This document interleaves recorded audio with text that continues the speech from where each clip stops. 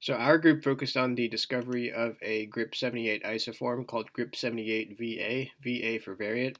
And so what is GRP78? GRP78 is a heat shock protein chaperone that is located in the ER, and because it's a chaperone, it facilitates protein assembly, it prevents intermediate aggregation, and targets proteins for degradation. So these are misfolded proteins that weren't able to refold within the 4 rounds of glycosylation. So in regards to the UPR process, GRP78 inactivates the transmembrane kinases PERK, IRE1, and ATF6 with the help of the inhibitor protein P58. And when the cell is exposed to exogenous stress, these misfolded proteins, a heavy concentration of these misfolded proteins will peel off GRP78 from these kinases, exposing their catalytic domains, which will then lead to the UPR response. So here are some of the research questions that our group wanted to answer. What regulatory pathways act on the executors of the UPR, the executors being the transmembrane kinases? And it was already understood that GRP78 was an ER chaperone and to an extent inhibited the UPR process. The group just wanted to explore whether or not GRP78 played an even larger role in the protein quality control network than once previously thought.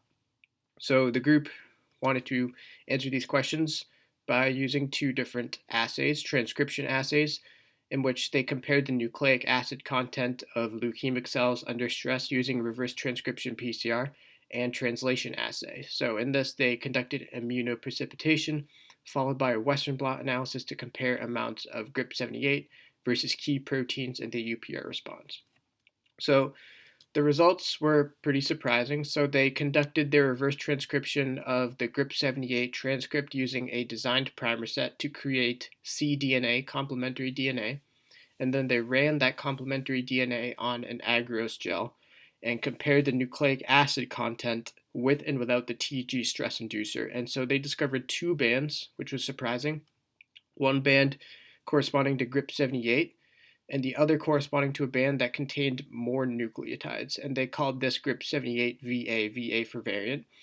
And this difference in base pairs can be attributed to the fact that the variant transcript contains an intron sequence. Also, the intron sequence contains the UAA stop codon. So not only did they discover a GRP78 variant, they also found out that the variant has a truncated N terminus because of the stop codon. And because of this truncation, the variant lacks the ER signal and so is localized in the cytosol.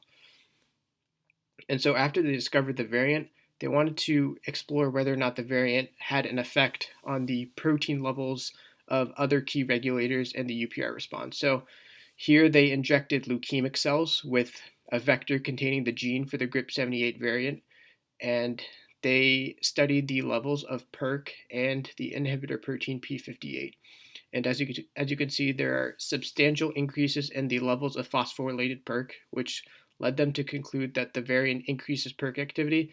And as you can see, it significantly decreases the inhibitor P58 content. And so, what is the importance of their findings? The discovery of GRP78 variant represents an important finding in positive feedback regulation in the mediation of PERK, and it also implies issues with post-transcriptional processes in leukemic cells since the variant contains intron sequences.